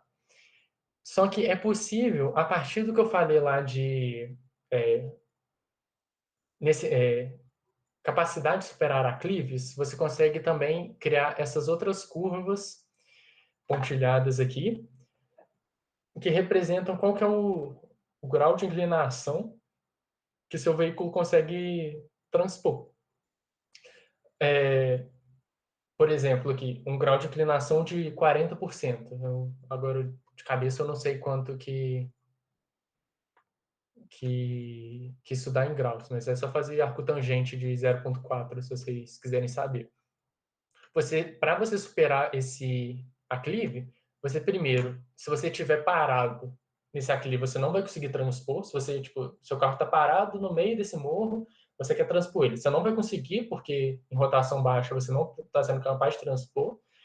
Então, você vai ter que vir antes em uma determinada velocidade e em primeira marcha, já nessa velocidade de, sei lá, uns 20, 30 por hora aqui, para poder transpor.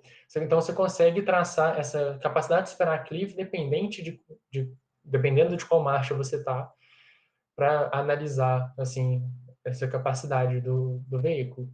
Aqui, esse grau de inclinação é igual a zero, vai ser quando o seu carro estiver no plano, né? Porque grau de inclinação zero, seu veículo está no plano. Além disso, é interessante essa curva de potência trativa. Pense sempre tração como força, potência, a sua capacidade de entregar força ali. Então, a partir desse gráfico aqui, é mais fácil ver qual marcha você precisa estar para ultrapassar cada obstáculo, cada tipo de aclive. E, como eu falei lá atrás, a força trativa em excesso, que é o que usa para fazer alguns cálculos,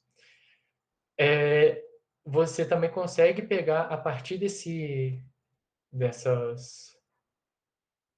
gráficos de balanço de potência, que vai ser dado pela sua força líquida, a sua força líquida, que é a força que você entrega, menos a força resistível.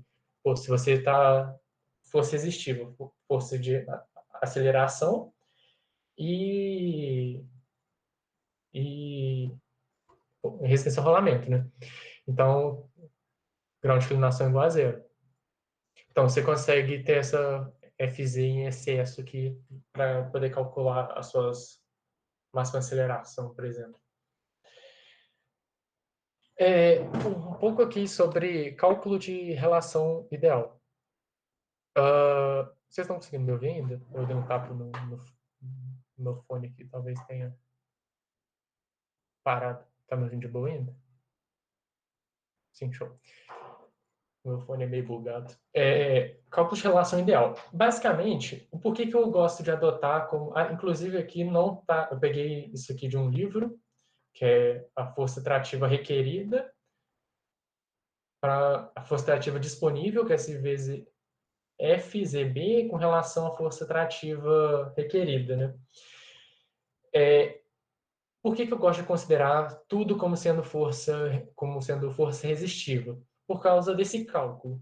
Para veículo de Baja, por exemplo, você quer sempre trabalhar no limite ali, entregar o máximo que você consegue para transpor um determinado obstáculo. Vamos considerar que a gente quer ultrapassar saindo de um... A gente está no meio de um morro com 35 graus. A gente quer como objetivo que o nosso veículo seja capaz de transpor isso. Está parado no meio desse morro de 35 graus e que seja capaz. Com uma determinada aceleração e tal. Você consegue, apenas jogando aqui, ver qual força trativa disponível, qual força trativa requerida que você precisa ter. Você iguala a força trativa requerida com a força trativa disponível. Requerida, FZB, talvez eu tenha falado errado antes. A requerida FZB e força trativa disponível, FZA. Então, você iguala as duas, você consegue calcular mais facilmente a redução do seu carro, que o seu carro precisa ter para uma determinada circunstância. Lógico, você, no exemplo do Baja, por exemplo, você não vai ter uma situação somente, né? Você não vai ter só uma rampa, acelerou nessa rampa, ok, acabou a competição. Não, você vai ter diversas situações. Essas diversas situações, você tem que fazer análise de caso, ver quais você vai considerar ponderar mais, ponderar com mais peso e tal, tem que fazer análise de caso de tudo, mas eu acho interessante, pelo menos, ter o conceito disso aqui na cabeça para facilitar o entendimento disso. Aqui, você vai ter, então, a sua força trativa disponível, que é o FZA, vai ser igual ao torque do motor em uma determinada rotação, vezes a sua redução, vezes a sua eficiência, que seria a resistência ou a mecânica, dividido pelo raio da roda. Lembrando que raio dinâmico da roda.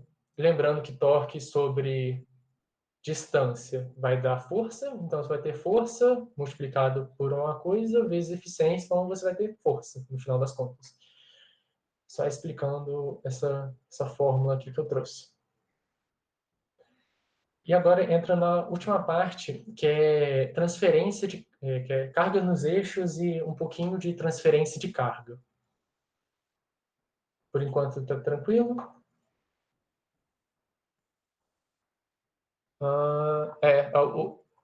A gente está gravando o curso no final da... A gente gravou todos os cursos da equipe, no final a gente vai repassar, mandar o link por e-mail para todo mundo que participou. Vai estar privado, vai estar no e-mail no YouTube da equipe, mas todo mundo vai ter acesso, porque a gente vai enviar o link para todo mundo que participou desse Mundo da Engenharia, beleza? Então, show. Carga nos eixos. Sua capacidade trativa, por que eu estou trazendo isso? Sua capacidade trativa vai ser dependente da carga que você está naquele eixo, né? A força trativa vai ser dependente da força normal ali, que é dependente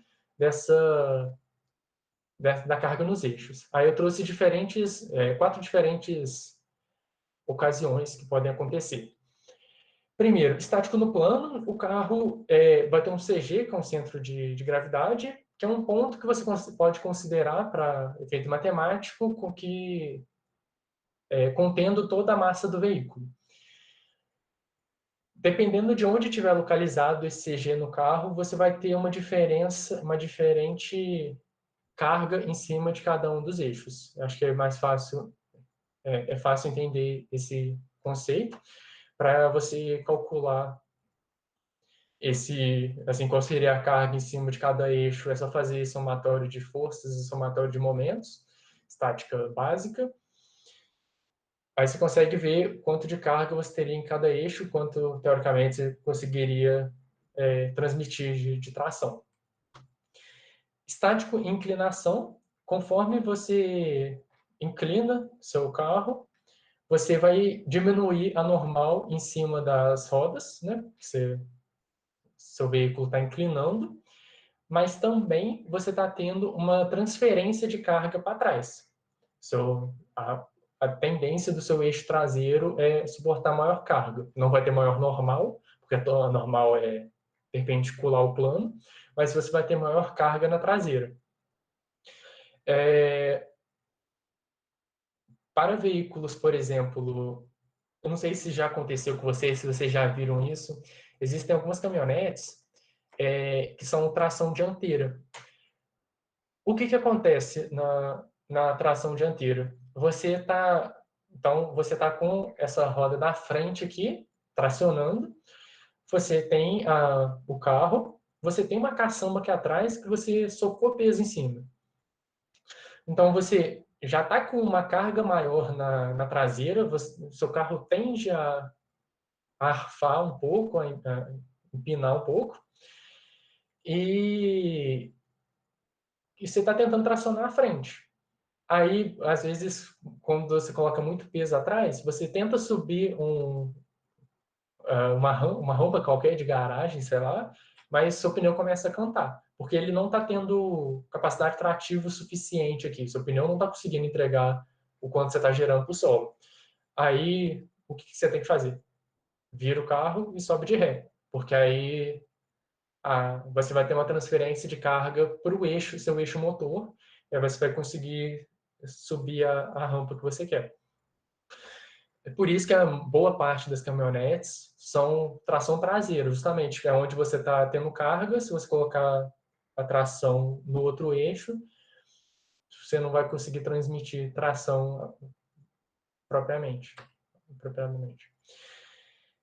Em movimento, você também vai ter uma diferente relação de carga, porque quando seu carro está em movimento, você vai ter a ação de resistência aerodinâmica. A resistência aerodinâmica, ela pode ser adotada como, da mesma maneira que você consegue pegar toda a massa do veículo e considerar somente no centro de gravidade, você consegue pegar toda a resistência, todas as forças aerodinâmicas e considerar em cima do centro de pressão, que é esse CP. Esse centro de pressão, ele vai gerar um momento no carro que vai mudar a configuração das cargas em cada eixo. Então, né, isso pode ser levado em consideração também. Além disso, as forças resistivas, as forças aerodinâmicas podem ser usadas em prol dessa tração por meio de, por exemplo, no Fórmula 1, é mais fácil de ver, você tem a asa na frente, o aerofólio atrás, o aerofólio vai gerar uma chamada downforce, que é uma força que vai empurrar seu carro para baixo. Você vai estar forçando o seu pneu contra o asfalto, então você vai estar tendo uma maior capacidade trativa ali. E acelerando. Primeiro, para explicar por que quando o seu carro está acelerando, da mesma maneira freando, tá, gente? O que acontece? Por que quando seu carro está acelerando, você tem uma variação na carga dos eixos? É interessante entender um outro conceito que é de massa suspensa e massa não suspensa. Basicamente, essa é a imagem mais simples possível para entender esse conceito. Você vai ter todo o conjunto ali embaixo, você vai ter a mola e o amortecedor, e você vai ter toda a carroceria em cima. tudo que está sendo suportado pela mola é massa suspensa. Tudo que está embaixo ali está sendo suportado pelo pneu, é massa não suspensa. O que acontece? Quando a gente acelera, existe aquela lei lá, né, famosa, que todo corpo tende a se manter na velocidade que ele está. Não é assim a lei, mas o conceito dá para entender assim, que é a lei da inércia. O corpo tende a se manter na velocidade que ele está. Se ele estiver parado, ele vai tender a se manter parado. Então, pense, você está com o veículo parado, você começou a acelerar ele. Você começou a acelerar, você vai ter a parte de baixo, a massa não suspensa, querendo andar para frente, e a massa suspensa meio que, vamos dizer, parada ainda. Então, vai ter meio que um delay, sei lá, não é correto dizer assim, mas essa massa suspensa vai se tender a continuar parada, enquanto a massa não suspensa tende a movimentar. Isso causa o chamado movimento de, de dive e squat, que é mergulhar e empinar do carro. A gente trouxe um GIF aqui para poder entender mais fácil. O efeito de dive é o mesmo princípio. Você está com o veículo em determinada velocidade, seu carro freia, a tendência da sua massa suspensa é ir para frente. Então, você tem uma tendência do veículo de mergulhar. Isso não é um efeito que se deseja, mas eu trouxe esse formulão aqui. Espero que vocês consigam ver. Pouco antes dele entrar na curva, ele freia. Quando ele freia, vocês podem ver que o aerofólio dá uma subida e que o bico do carro ele desce um pouquinho. Esse é o efeito de dive.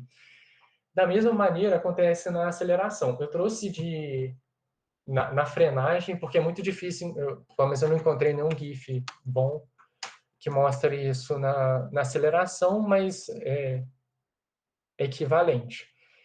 Então, quando você você está acelerando seu carro, seja para aumentar a velocidade dele, seja para reduzir, seja para, né, acelerar ou para frear, você tem essa tendência ou de mergulhar, no caso da frenagem, ou de arfar, no caso da aceleração.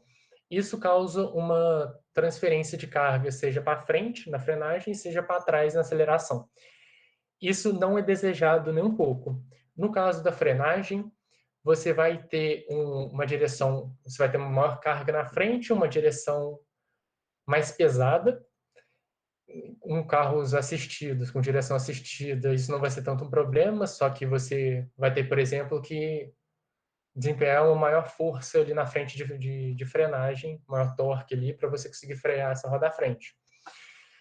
No caso da aceleração, caso essa transferência de carga seja muito alta, você vai estar jogando muita carga para trás.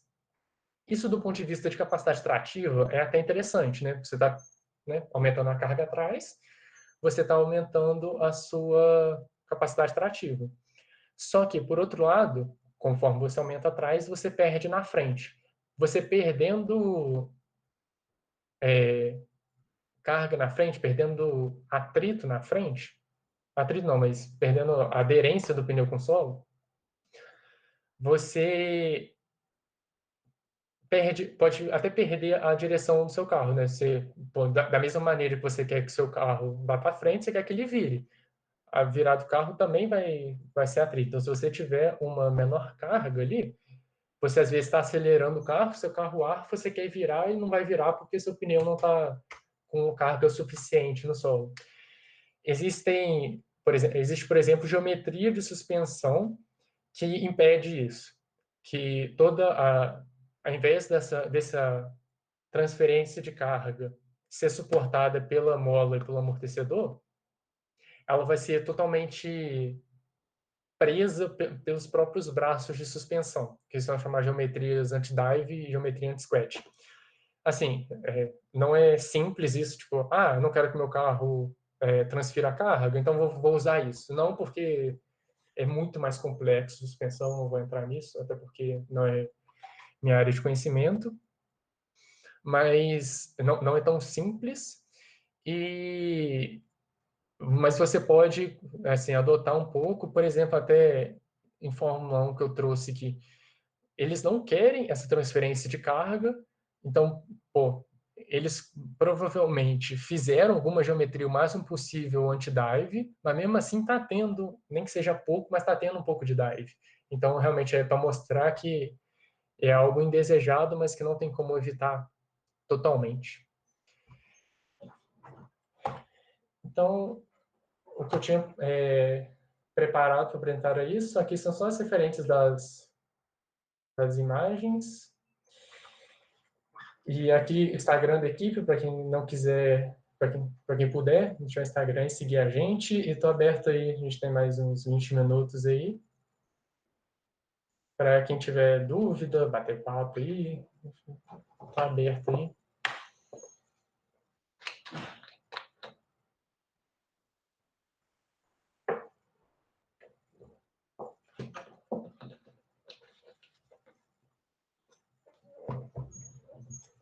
Alguma coisa que eu